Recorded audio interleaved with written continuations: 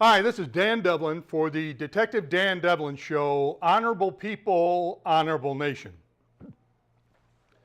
I hope you'll forgive me today. I'm still kind of wrestling with a cold, so I've got a throat lozenge and I might cough periodically, but it's not contagious, seeing we have this great distance between us.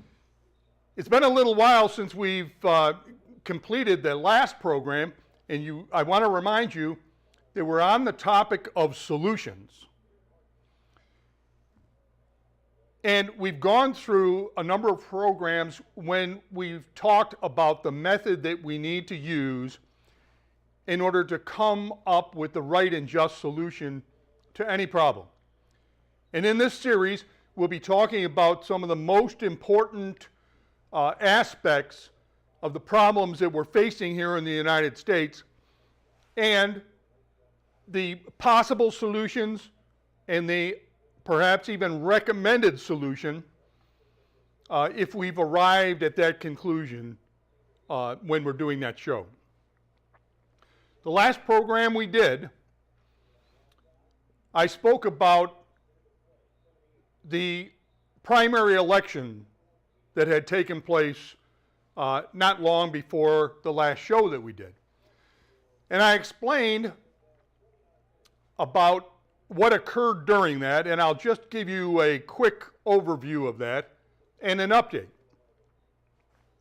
If you recall, I hope you were listening, I went to vote in a primary election, and one of the officials there said I couldn't vote. I had information that at least some people, political types who were running, had put out what we call a robocall and advised people if they were independents, even though they weren't registered for the particular party, that they could vote in that primary under their party. So that's exactly what I did. But I was told time and time again, at least 3 times, by one individual in particular, that I couldn't vote. I went and I explained, well, I think you might want to look into that because according to the rules of this particular party, anyone can vote in their primary. And the individual would not make an effort to check on that, but simply said, you can't vote. There were other people getting ready coming up to that table at that time, and they wanted to vote as well. And this one particular individual, even though there were 3 people seated at the far side of the table and one gentleman, at the far end of the table, this one individual kept telling people, you can't vote, you can't vote, you can't vote. People tried to say, well, I think I can, and her answer was always, you can't vote. I finally said, well, we've got a problem here, and I said, unless you can find something that you can show me that says I can't, I'm here to vote, and I want to vote. So she grabbed her phone, she flipped through it, and she come up and read, okay, it says that you have to be a member of a party in order to vote. And I said, where's that information from? And she said, CNN. So CNN's website, their information, apparently had this statement. Now, she didn't read far enough to understand that there may be some exceptions. And she insisted I could not vote. And at that point, I asked to speak to a higher official, and the gentleman at the end of the table was already on the phone, and he was calling the Board of Elections. I got on the phone, I spoke to the people at the Board of Elections, and they said, yes, you can vote. Just give the phone to that gentleman, we'll straighten it out, and you'll be able to vote in a few minutes.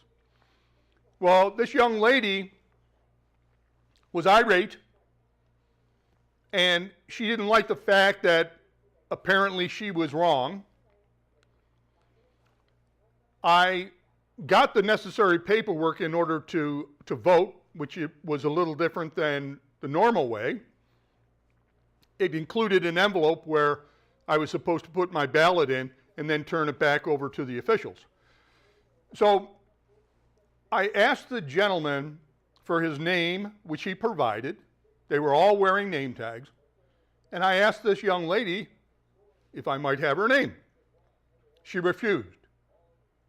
Well, I was trying to look at her name tag, but she was a little ways away, and there was a glare on the name tag, and so it was hard to see. And she realized that I was looking at her name tag, and she put her hand over it, and eventually she took it off and she hid it. And I tried to make the point that I'm not upset at you because she was claiming, well, that's what they taught us in class. And if they taught her that in class, then she was only doing what she was told. But I said, it's important to know the name of the person who kept telling me that I couldn't vote. And so I'm not upset at you, and she still would not cooperate. So I took my paperwork, I went to the table, and I filled out my ballot. I took my phone out, and I took a picture of the people at that table. Why? Because there's no other way for me to identify her. And it appeared as though she certainly wasn't going to be cooperative. And so I wanted to be able to establish who was telling me I could not vote. This voting process, as you know, this is the core of what we are as a society. If we can't vote in order to determine our officials, then we really have even less control over our government. The idea of the party system is so people have a choice. But because the Democrats and the Republicans really don't want any additional parties, this particular party that was trying to get going, that needed people to vote for a candidate from that party, this young lady was actually denying people that ability to be able to vote through that particular party. So, when I finished up, I brought my paperwork up, and the gentleman there took the paperwork, and I said, well, should I not put it in the machine? And he says, no, I'll take care of it here. So he takes my ballot, he turns it around, and obviously reads who I voted for. Then he hands it back, and he says, you can put it in the envelope. So I put it in the envelope, handed it back to him, and it was sealed, and I believe it was sealed. And then he put it on a table or a chair. Now, how are we to make sure that our votes count when we have such a process during elections? But I was finished at that point, and the young lady who had really created the problem, as far as I'm concerned, was not there. I exited the building. As it turns out, she was standing in the parking lot, and because I didn't know how the picture came out inside, I again took out my phone, great little tool, isn't it? And I took a picture of her from a distance. I then visited with people who I knew that were standing around, and even some distant family members were there. I got in my truck and I left. Now, the people there knew that I intended to speak to the officials at the Board of Elections because I felt as though people who are really there to serve the public should have a better attitude. They should listen to the people who are trying to do what is their constitutional, not only right, but responsibility. So I felt it my obligation to go ahead and contact the Board of Elections. As it turns out, this was on a Tuesday, and because of, unfortunately, my mother was in the process of dying, and so time was consumed during that period in visiting my mother, taking care of my mother, and I didn't get to call the Board of Elections until Friday. When I called the Board of Elections, a gentleman answered, and I explained that I wanted to file a complaint because of what had occurred on Tuesday. This gentleman said, well, let me check on this. He came back and he said, okay, somebody will contact you tomorrow. I said, great. The following day, on a Saturday, after I had spent through the night with my mother, who was not going to be with us for long, I went home and I sat down and was trying to get a little rest, and all of a sudden there's a knock at the door. I go to the door, and there are two policemen there. They start to ask me questions, and I said, what is this about? And they said, well, apparently there was a problem, and where did this happen? He gave me the address, and I said, oh, I know what this is about. Those officers really didn't want to hear anything about my side of the story. But after hearing a portion of it, then they began to ask some questions, and they said, this shouldn't be. They had been told to go ahead and make an arrest, which they were going to do, and I was going to have to go with them in their police car to be booked in the jail. Well, the individual officers were pretty nice guys. And so I cooperated with them, and I went down, and they tried to be as understanding as possible, still trying to do the job that they had to do. They didn't like it, and what they should have done was they should have recontacted the police department and said, this looks like a bogus situation that does not have the elements of a crime which is necessary for them to make an arrest. So what had happened in looking at the paperwork, people in the Board of Elections, once they knew I was going to file a complaint, either got a hold of this young lady and had her file a complaint in order to intimidate me and convince me that I should not either file that complaint or say anything bad about the people at the Board of Elections. Now, you're probably outraged, and I certainly was. Ultimately, and that's kind of where I left off in the last program, what you didn't hear is what happened as a result of that. Sometime later, I went to court, and I normally defend myself if I'm confronted with these types of situations, and intended to do it in this case. Ultimately, what happened was the public defender automatically believed that she was going to handle the case and began to speak to the judge when I had been called up. In regards to the judge in the case, she asked some questions, especially when I said I'll be defending myself, and she said, what makes you think that you can defend yourself? And I explained that I had done so before. My background's in law enforcement. I practiced law before the highest court in New York State, and I don't have a law degree. She said, oh, and then she said, proceed. She looked at the basic information, and she began to say, do you have any guns? I said, I don't believe that that's at issue here. And she says, well, this young lady claims that she's in fear, and therefore I need to know if you have any firearms. I didn't answer her, and I said, well, there's something called the Second Amendment. And she said, stop, have a seat, we'll deal with this in a minute. While I was seated, some people came up to me. I told them what the situation was about. The public defender came up and said, I think I can get this dismissed.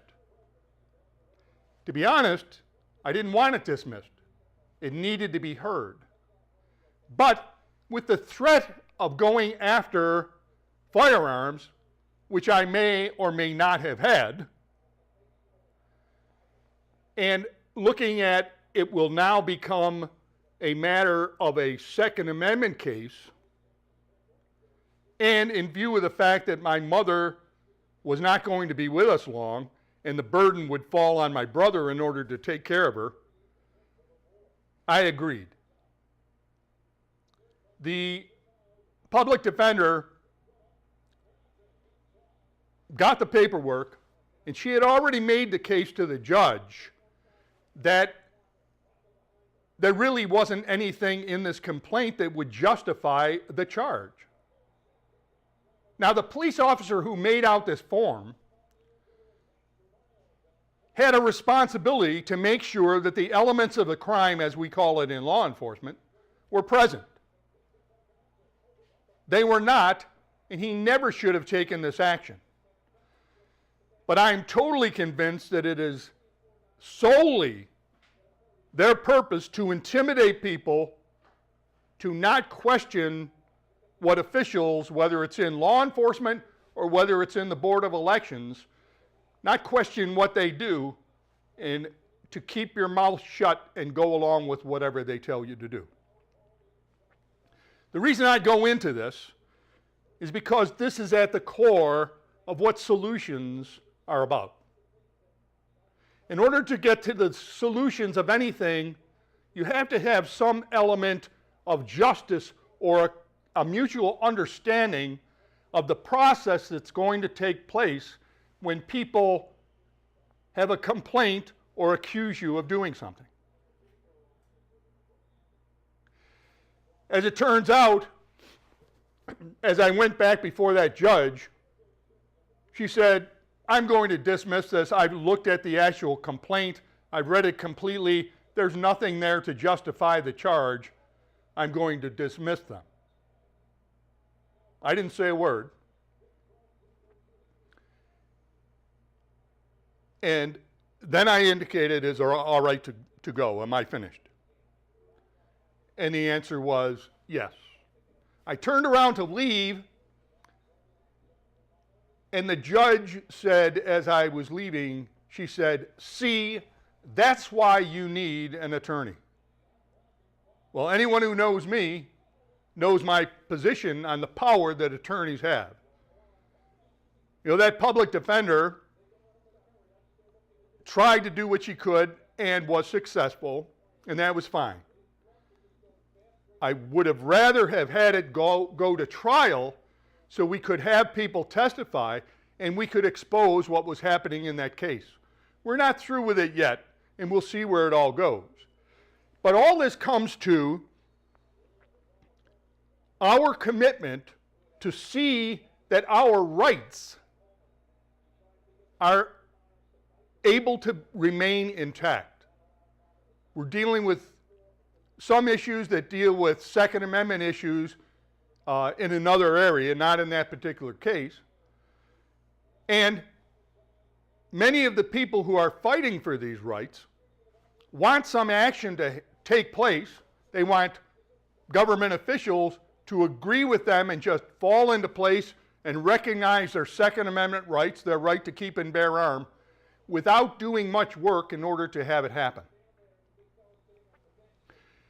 If we care about these issues, if we care about being able to have a voting process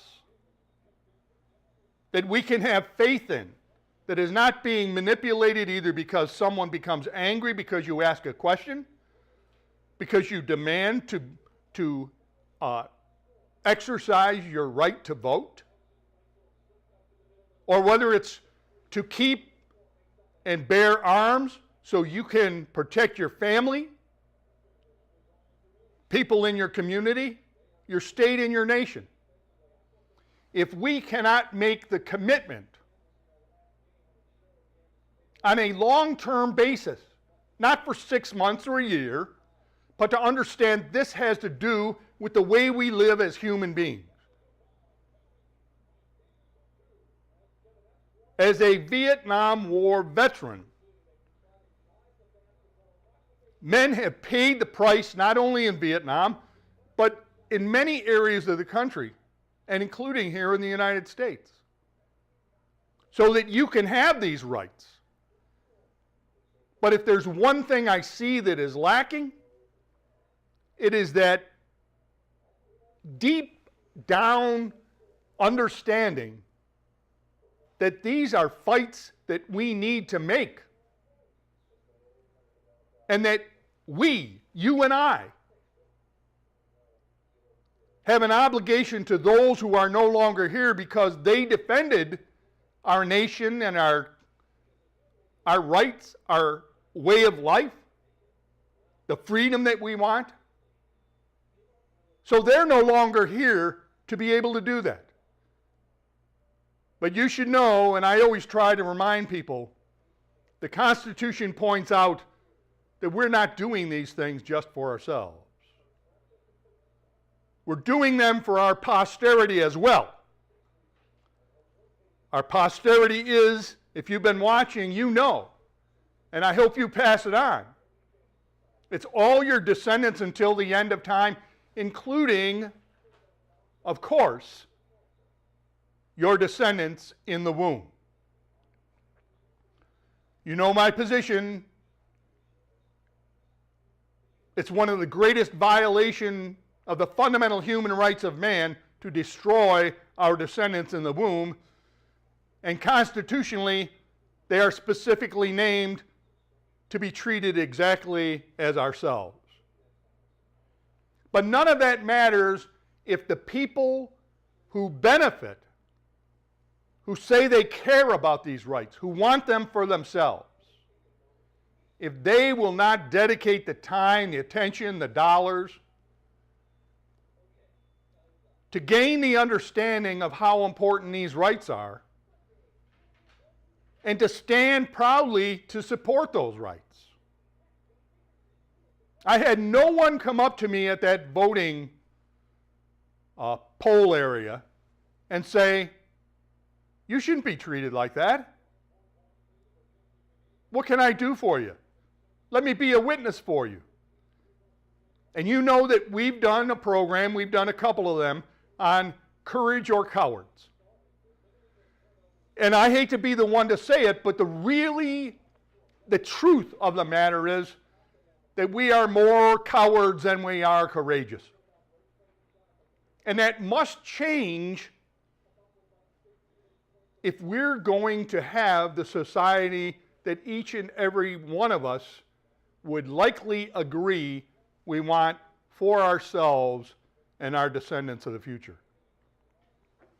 In this segment about solutions, I've gone into this example because these are the kinds of things that happen to many people all the time. Unfortunately, they feel alone, they don't know who to go to, and they walk away. While I was there, several people walked away when they were just told they couldn't vote. I encouraged some of them, wait a minute, don't walk away. This is your right. You need to ask them further if you can vote, and why you can't if they're saying you can't. At least one individual took me up on that, and eventually he was able to vote as well.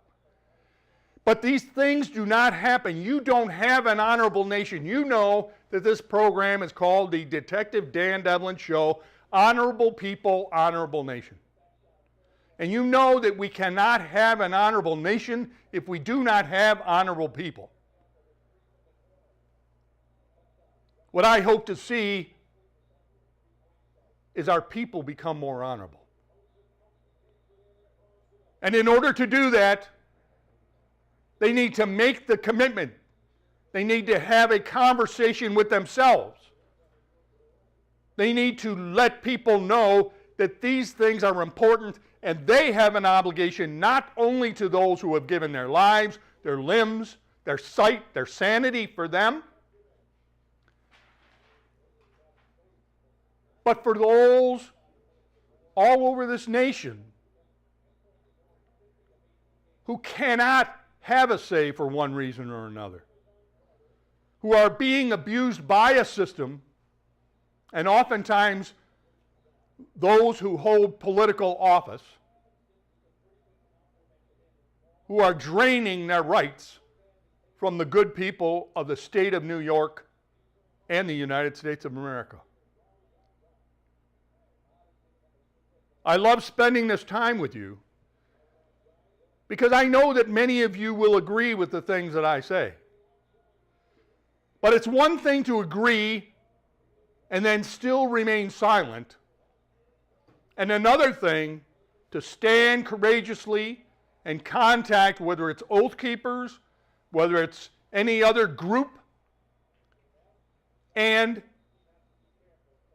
get involved in order to make the process be what it should be. God bless you all. I hope you all have a nice day. And I know that you're going to understand that we do this program, and the people who spend their time do it because they care not only about themselves, but they care about you. And I'm hoping that you do what you need to do in order to be involved. If your churches are active, start a group in your community if you have to. But be conscious of what the Constitution says, what the fundamental human rights of mankind are, and work to make sure that we can secure them forever. God bless you all. Have a great day.